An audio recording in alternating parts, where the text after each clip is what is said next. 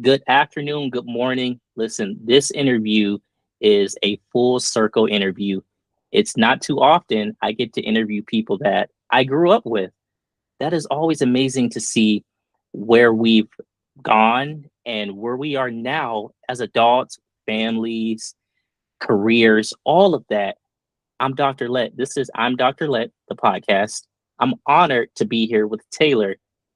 Now, Taylor is going to tell you, she's, according to her, an open book. So without further ado, Taylor, please introduce yourself. Hi, everybody. I am Taylor Payne. I am originally from Youngstown, Ohio. I am an HR professional. I am a mom, a sister, a daughter, a wife, and all the above. And again, I am an open book. I love life, and I love sharing experiences and growth. And so I'm happy to be here. Now, for anyone watching this, I did give Taylor a bit of grief because she's been married for approximately 10 years now, but I know her as, the Taylor before being married. And so I gave her a little bit of grief about the last name change, but it is incredible to be here with Taylor. Now, Taylor, you were born and raised in Youngstown, Ohio. How did your environment prepare you to navigate the challenges you faced in life? Yeah, I think Youngstown, Ohio is a really unique area. And so growing up, you see so much. You see a lot of hard. You also see people on the other side of town that are doing great. And so I think for me, I got to see a lot of different aspects. I got to see people really working super duper hard, and that really put something in me as a child, knowing that whatever you need to do in life, you're going to have to work hard at it, that you can't really escape that. And so, I had a really solid foundation. My grandfather was a councilman in Youngstown, Ohio for about 25 years.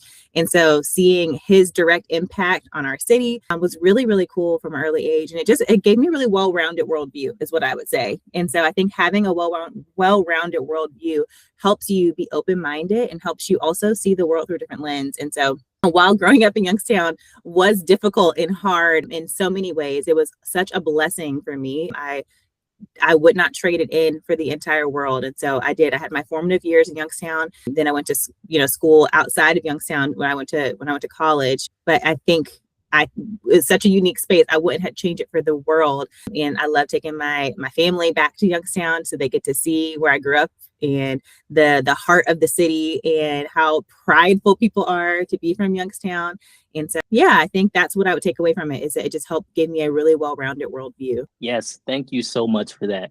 Now, before the interview offline, Taylor and I talked about some of the experiences. We joked about some of the memories. Really an incredible journey from where we were back then to now as adults. Taylor, tell the viewers about your career journey. Yeah, I think I think I'll take you way back. When I was a kid, we talked a little bit about that. Is like when I was a kid, I know people talk about a lot of time that they thought that they had a teacher tell them they weren't going to do X, Y, or Z or anything like that. And I did not have that experience. I always had teachers that uplifted me, and I knew from an early age that I was going to do something important with my life, whether that be whatever it was going to be. So I knew I was going to do something important with my life, and I felt that burden and that pressure from a really early age. And so I knew I was going to go to college, went to college, really figured out my path a little bit, and knew that I have a gifting with people and talking to people and making them feel heard and seen, and just figuring out how that would translate into a career. I thought I was going to go pharmacy and science and math, and I ended up kind of moving towards more of an HR people operations route. And I think being able to use my math brain for so many other things, but then still connect with people, is something that's really special for me. And so that's kind of where I landed in the HR world. And I will say, I'll give my mom a little plug. My mom has been in HR. She worked at our church growing up. And so she worked there. We were at the church all the time. And so she was able to transition her career from a church kind of HR world, move herself into now a VP of HR. And so I think I've had that picture and that example for my entire life. And so I really was excited to do something in my own route, but something similar to what she's done. She's definitely a role model for me. And so, yeah, I think HR is a really, really great fit for who I am and what I stand for and how I advocate for people too. Yes. Now, Vice President Taylor? Maybe. That is definitely aspirational for sure. Sounds good, everyone, right? Now, listen, Taylor, you've posted recently about the joys of being a wife and a mother. What advice would you give to anyone balancing marriage and parenthood? Yeah, I mean that's such a big question. I think as we all look through our lives, and juggling family is already a lot, but when we really look at juggling parenthood and showing up for the people who are most important to you, you know, we want to do big things in this world, but that core unit that you decide who you're going to have a family with and who you're going to pick as your family, those are the people that you want to pour into the most. And so as I look at my life, one of the things that I would give advice to somebody starting out and maybe starting a family or just getting married or thinking about getting married, I would make sure that you feel whole as a person, which is a very vague term, but I would just make sure that you are pouring into yourself and making sure that when you do have a family, when you do have a partner, that you're able to show up for yourself, but then that way you have more to give to them and that you have more to give to this kind of new grouping that you formed. And so motherhood, parenthood is really easy to lose yourself in that kind of space.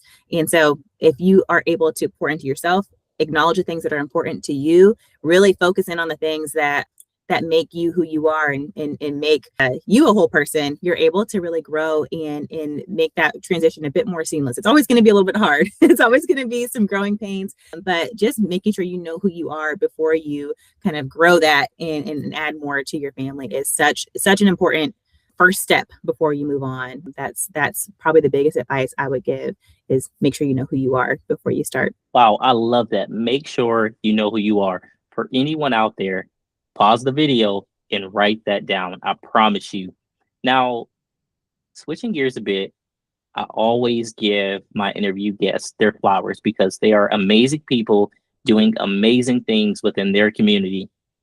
Taylor, as a hero to so many women in HR, how does that make you feel? I love that. It makes me feel really special. I told you my mom is like my hero, and I saw her work really hard from early age. And so I think knowing how that made me feel watching her, I love being able to be that same example to so many others, to the people around me in my community, to my kids, to my family. I love being able to just set that example to show them that you can do anything, that you can do it all. Now it's hard. It's going to be hard, but you can still be a mom, a wife, a partner to your family, but you can also still go after your career and have those aspirational goals in your career and do it all. You're going to work hard and there's going to be some long nights. But I do think that people seeing somebody that looks like me too, that looks like, you know, I don't think there's anything necessarily special about me. I just am a hard worker. And I think that is really important for people to see that.